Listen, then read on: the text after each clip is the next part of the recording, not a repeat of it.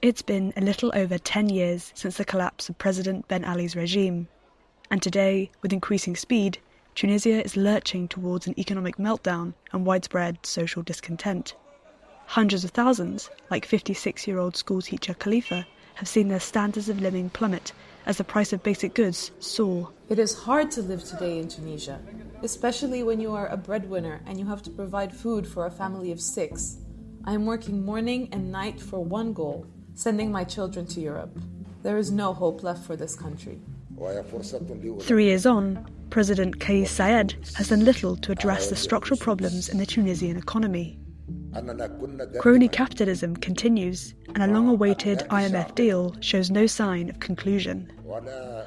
Instead, the former constitutional law professor has followed a different tact. He doesn't care about truth. He doesn't care about justice. He doesn't care about any of these things. And so what the real problem here is that he's somebody who's a radical, who's mission-driven, who wants to recreate the state in his own image. And so there will never be a stable vision of the state because he's not a pragmatist. This is Saif Fadine Fajani, son of the predominant Tunisian opposition figure Sayed Fajani.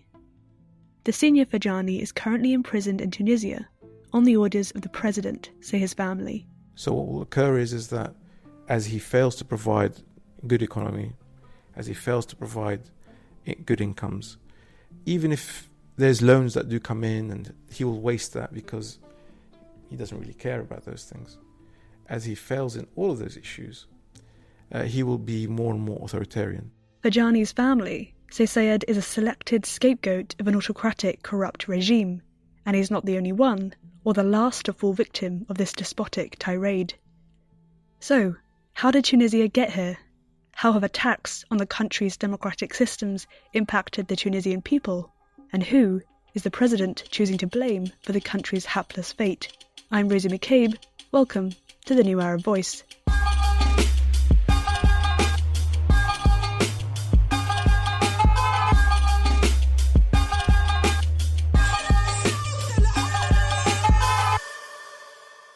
Part of it is that people didn't really feel that the democracy that they had from 2011 onwards was particularly democratic. This is Fadil Ali Riza, the founder and editor of Mishgal, an independent news website in English and Arabic covering Tunisia.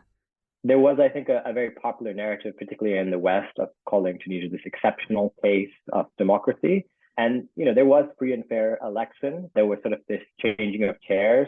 There was consensus politics amongst political elites, but they didn't result in anything that people would sort of see as necessarily tangible in terms of the most pressing needs that people had, whether that was in terms of economic development, job creation, public investment. When you look at education, health, even the availability of medicines, these have all gotten significantly worse.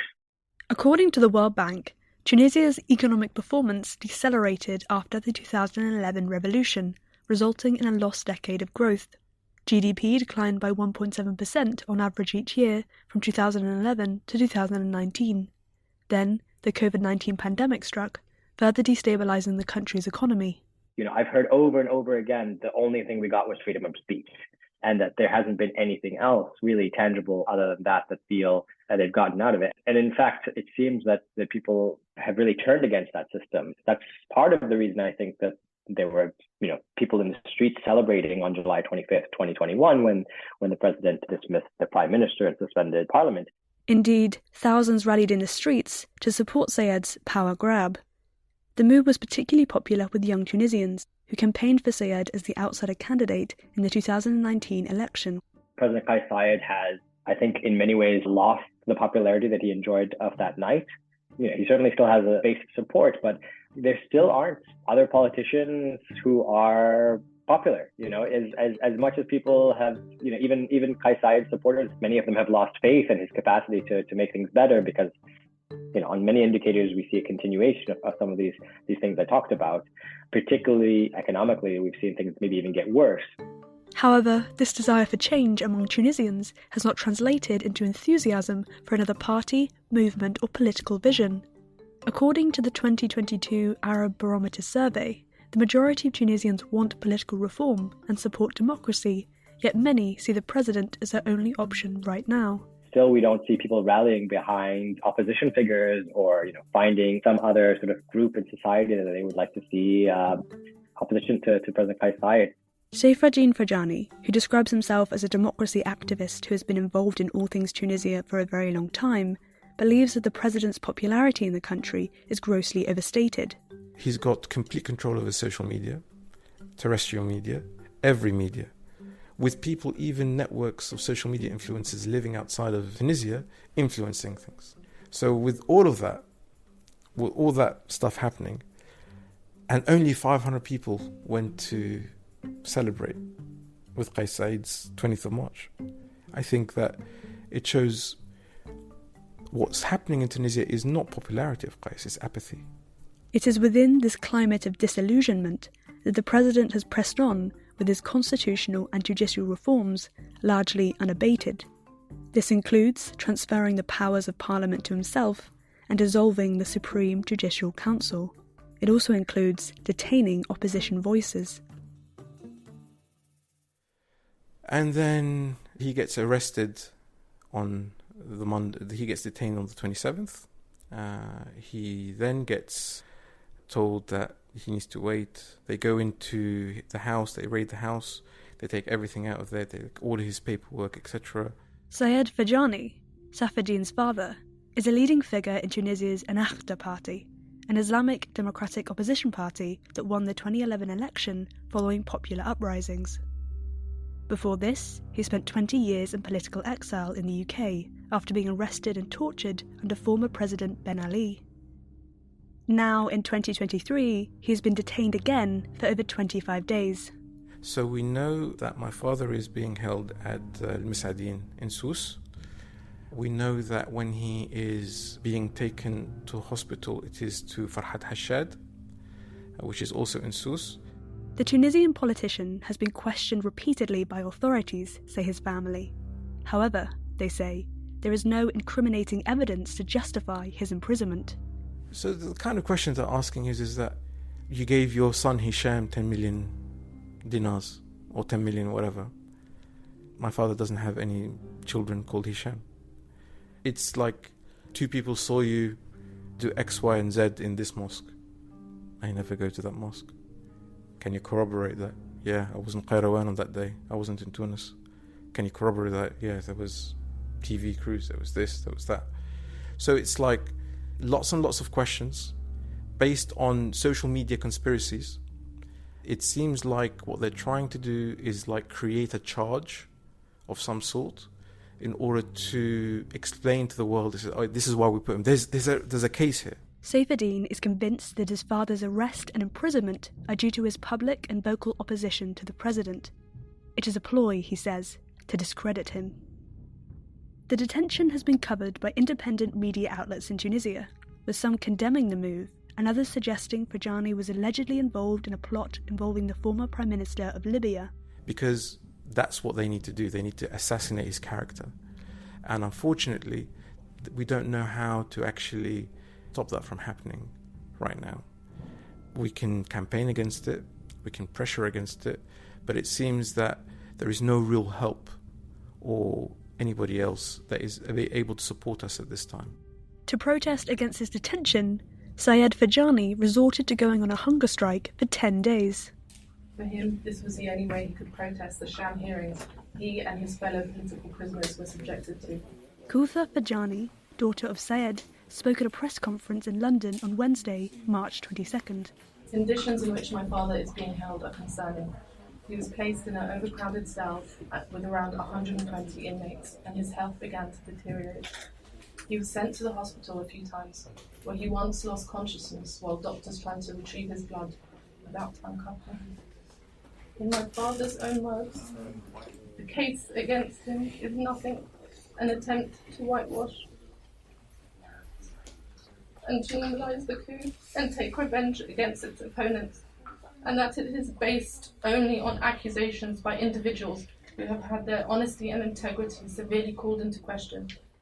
Desperate, and without access to legal recourse in Tunisia, the family are turning to the British legal system and the UK Foreign Secretary to punish President Saied. just before we started, I filed an application for sanctions against certain designated persons to be imposed by the Foreign Secretary for the United Kingdom. This is Rodney Dixon.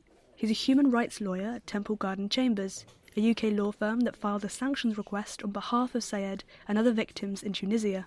It is open to the Foreign Secretary to apply this regime directly to the current Tunisian president and his government. We have submitted today a confidential filing in which we have set out, on behalf of our victim clients, the evidence of serious human rights violations that have been committed by the current president, President Saied, and a number of the key officials around him. These top-ranking officials include 2 former ministers of the Interior, the Minister of National Defence and the Justice Minister. Temple Garden Chambers said there is evidence to show these individuals have launched a concerted campaign to crack down on political opposition since 2021. They said President Saied has used presidential decrees to throttle freedom of speech and harass its critics. We have set out in our application the evidence of these abuses and breaches of international human rights law. And we are asking the Foreign Secretary to review it urgently and impose sanctions against these particular individuals who we have identified and provided information about. These sanctions include travel bans and the freezing of foreign assets. They are targeted, applying only to individuals and not Tunisia as a whole. I think I just want to speak, to the Tunisians at home. To reiterate your point, these sanctions are not about you. They're about Kais and his enablers. The Tunisian economy is already failing. Supermarkets are empty, and Kais is slowly running out of scapegoats. This isn't about you. This is purely for Kais and his enablers. Whether the UK Foreign Secretary will choose to enact them is an open question. So for us, things that are kind of like completely 1 in a million chances are normal to us. It was completely a fairy tale story, and we got the refugee status. We were very lucky. We were able to see things that nobody else would see. We had education, we had opportunities, we saw Parliament working from the inside. These are things that are very unlikely for other people. So our concept of what we can do is not based on the fact of what the reality is, but what we think, what we should be doing in front of us. So we will create the pressure. We hope it works. Seyfriddin said that if the sanctions don't work, they will seek alternative paths to try and hold President Saied and his inner circle to account. Unfortunately, in order to get our father back, we have to have the mindset to go for it all. Kais Saied needs to understand that my father isn't the only thing that we're going to try and campaign for now. We didn't want to have, my sisters, everything else were very, very lukewarm about Tunisia, especially after the attacks on black people, African migrants being targeted. It made us all sick to our stomach. It was almost a relief. I wouldn't say it was a relief, but it was almost a relief when he was actually arrested, because it felt like the world was topsy-turvy. The people that are vulnerable, the people that deserve justice, protection, were being attacked. What Seyfriddin is referring to here is another crackdown taking place in Tunisia, the scapegoating of black African migrants. President Saied has singled out sub-Saharan African migrants, accusing them of stoking violence, conspiring to repopulate the country, and being generally responsible for the country's ill fortunes. The president recently claimed in a speech that there has been a conspiracy to change the country's racial makeup. It has a name, the Great Replacement Theory, where political elites replace native inhabitants with immigrants who support their political ideology. This anti-migrant rhetoric, unfortunately, found fertile ground among a number of disgruntled Tunisians. A small group heard the president's claims of a criminal migrant plan and interpreted this as a call to arms to attack black Africans. Migrants were beaten, stabbed, jailed, and evicted from their homes. I am not a supporter of Saied in any sense. And yes, the great replacement theory is nonsense. This is Khalid, a shop owner from Tunis. But let's be logical. Walking the streets of Tunisia, migrants are camping everywhere, causing chaos. Where are the rights of the residents of the country? The army is supposed to set up refugee camps and field hospitals outside the cities and collect illegal refugees in them, and demand that international organisations come and take care of them. We already have enough on our plate. Amid the violence, the Ivory Coast, Guinea and Mali decided to repatriate their citizens from Tunisia. Hundreds of black African migrants camped outside the UN's International Organization for Migration headquarters over fears of further violence and abuse. When he delivered the speech and shared his conspiracy theory about the Great Replacement, he actually touched their instinct of survival. This is Tunisian freelance journalist Thawa Boulifi. She said the attacks are being carried out mostly by young people from underprivileged backgrounds. Getting angry, she said, is better than feeling hopeless. There's this talk about colonization, about sub-Saharan migrants coming here to colonize Tunisia. So they think that they're defending themselves by backstabbing and, hurting, hitting sub-Saharan migrants. And, for the umpteenth time, they think that when sub-Saharan migrants will go back to their countries, things will get better in Tunisia and will get back the wealth that they're stealing. This narrative of economic insecurity precipitating suspicion and later scapegoating of migrants is, of course, something that's not just limited to Tunisia. I've talked with a friend about this same topic. So he said that Saied is doing the exact same thing that European countries are doing.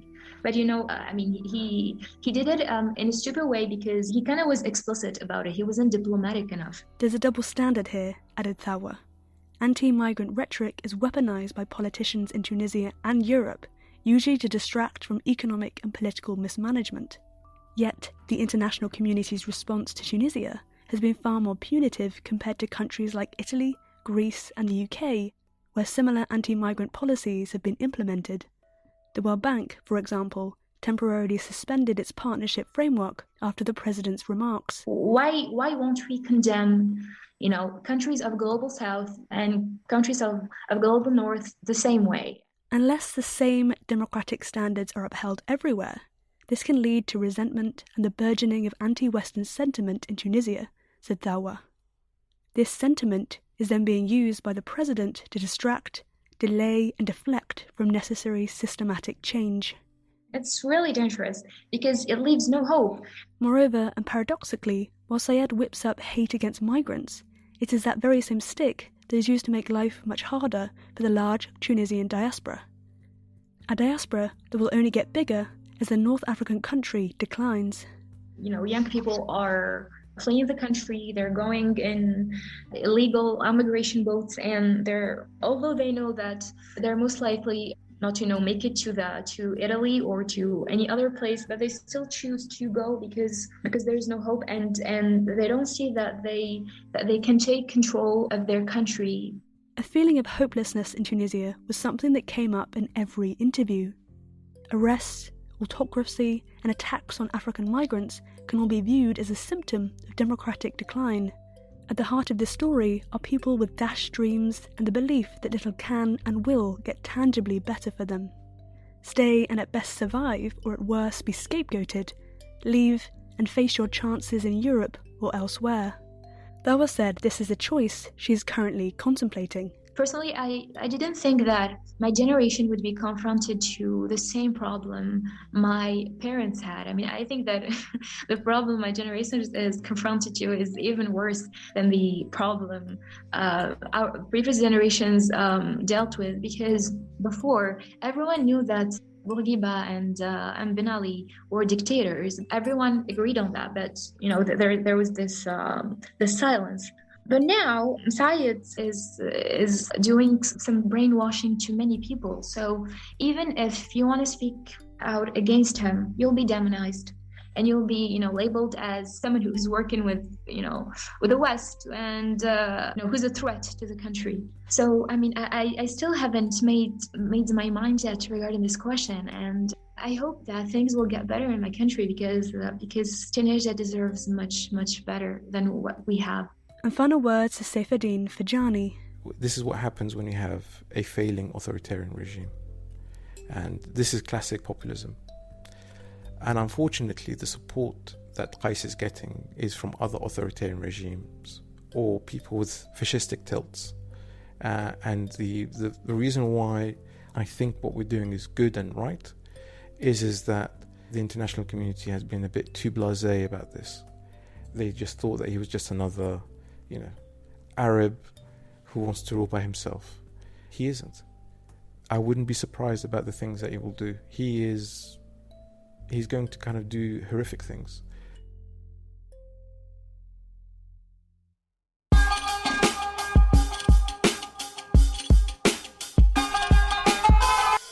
This episode of The New Arab Voice was written and produced by me, Rosie McCabe, with additional help from Hugo Goodridge and Basma Elati. Our theme music was by Omar El-Fil. The New Arab Voice is taking a couple of weeks off, but we will be back with an all-new season of shows on April 14th. Until then, you can find all our previous episodes on all major podcast platforms.